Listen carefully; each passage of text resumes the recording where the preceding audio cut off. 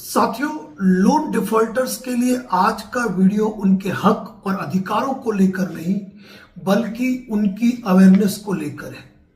क्योंकि आज जो हमारा लोन डिफॉल्ट मैटर में जो वीडियो है वो है लोन डिफॉल्टर्स सावधान, इस न्यू ईएमआई से सावधान, क्योंकि वादा करते हैं 10% में सेटलमेंट।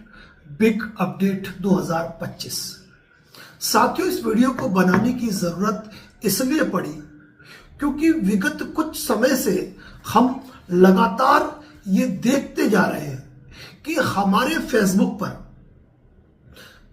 मैं आपको खुले रूप से एक बात कहता हूं और इस बात को मैं तहे दिल से स्वीकार करता हूं कि हमारे वीडियो पर आप लोग काफी सवाल करते हैं, कई कमेंट पोस्ट करते हैं।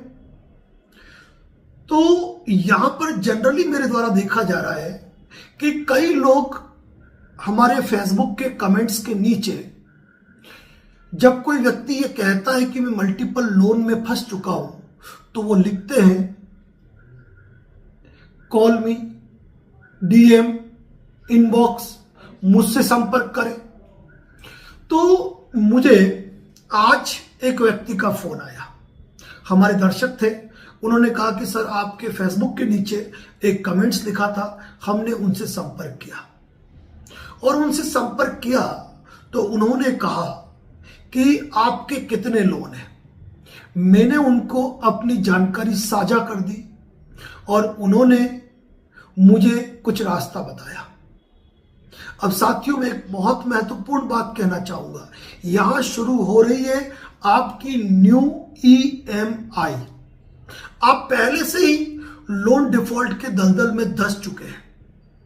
इस चक्कर में कई लोग आज की तारीख में आपको मिसगाइड करने के लिए तैयार बैठे हुए हैं या अपने जाल में फंसाने के लिए तैयार बैठे हुए हैं।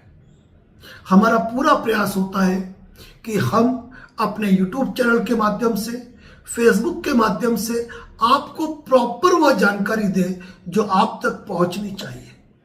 आपने कभी हमारे मुंह से ये नहीं सुना होगा कि आपका कोई नोटिस हो, वह नोटिस हमें भेजिए, हम उसका जवाब तैयार करके देंगे।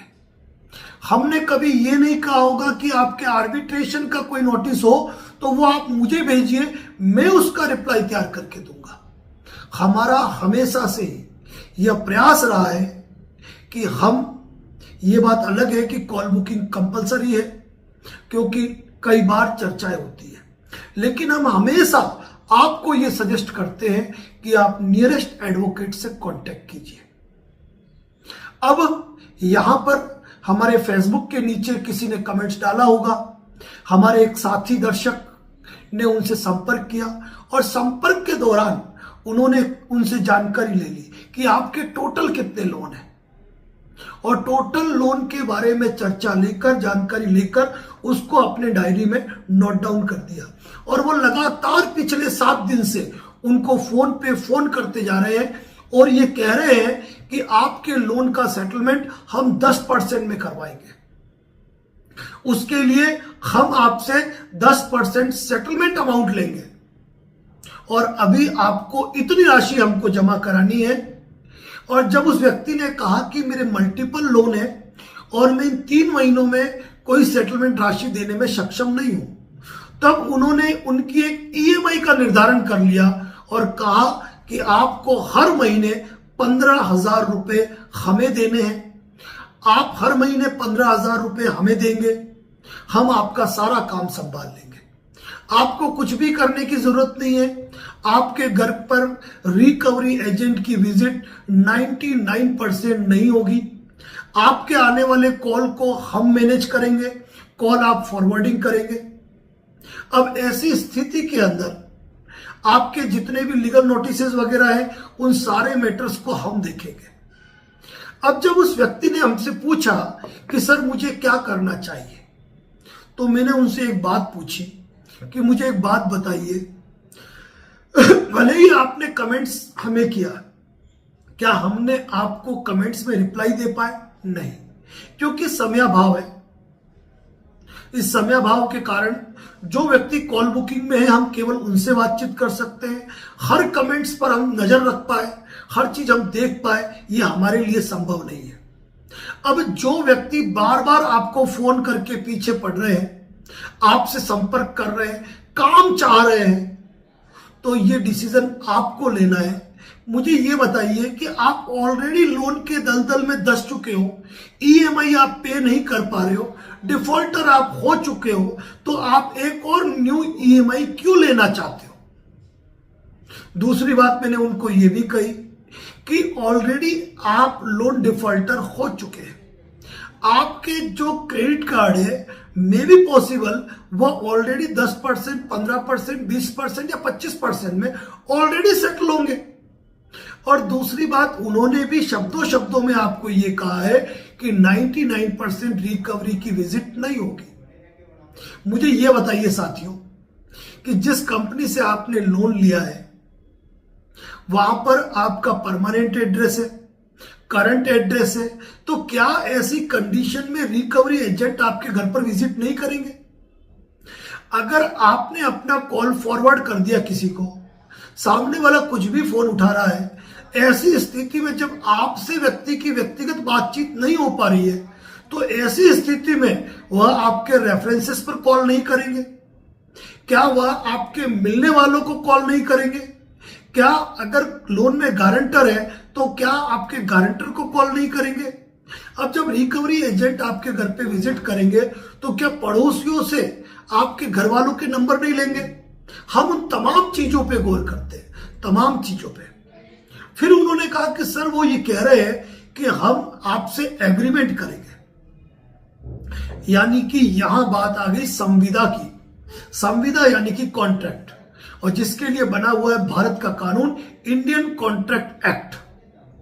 अब एक बात मैं बताऊं कि मान लीजिए आपके और मेरे बीच में कोई कॉन्ट्रैक्ट होता है, उस कॉन्ट्रैक्ट में मैं आपको यह कहता हूं कि ये पत्थर उठाओ, उस गाड़ी पे मारो, अगर उस गाड़ी का कांच फूट गया तो मैं आपको 1000 रुपए दूंगा।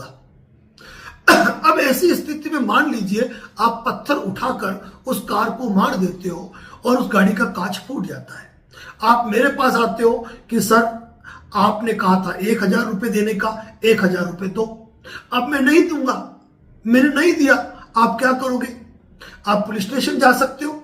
नहीं। आप कोर्ट जा सकते हो? नहीं। क्यों? क्योंकि आपके और मेरे बीच जो एग्रीमेंट हुआ उसका जो इंटेंशन था वो वैध नहीं था।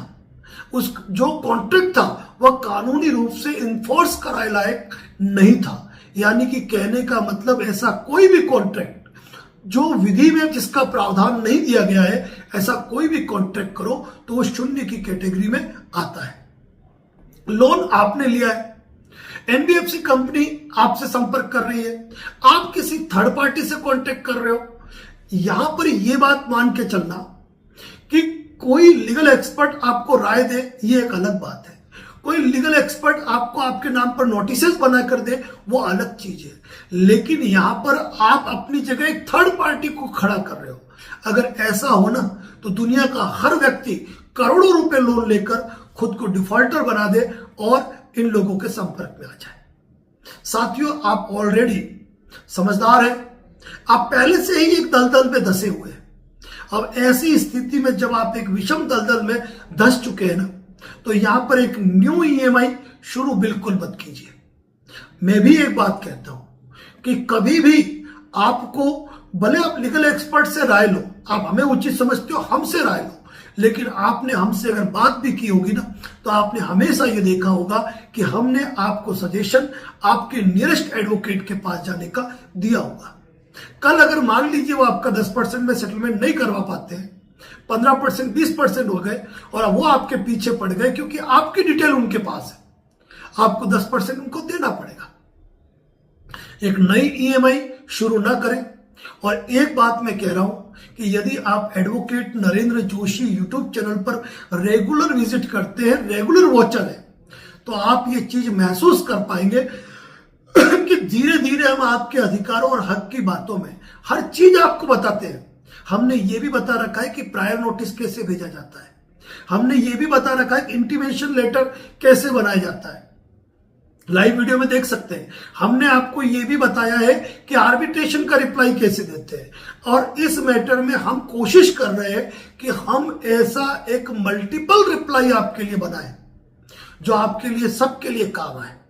लेकिन बात यह है कि हम उसको कोई सार्वजनिक रूप से पोस्ट नहीं कर सकते। हम केवल शब्दों में आपको बताएंगे, जिसको कागज पे लेना आपका काम है। साथियों, हमारी पूरी कोशिश है हम प्रायर नोटिस के बारे में, इंटीमेशन लेटर के बारे में, आर्बिट्रेशन रिप्लाई के बारे में सरल सहज हिंदी भाषा में आपको जानकारी दे सके, ताकि आप खुद अपने वकील बन सके। आपको किसी को पैसा नहीं देना पड़े। जितने भी लोग कॉल बुकिंग में मेरे साथ जुड़े हैं वह तमाम लोग जानते हैं कि हम हमेशा आपको यही कहते हैं कि आप अपने नोटिस का रिप्लाई कैसे दे सकते हैं।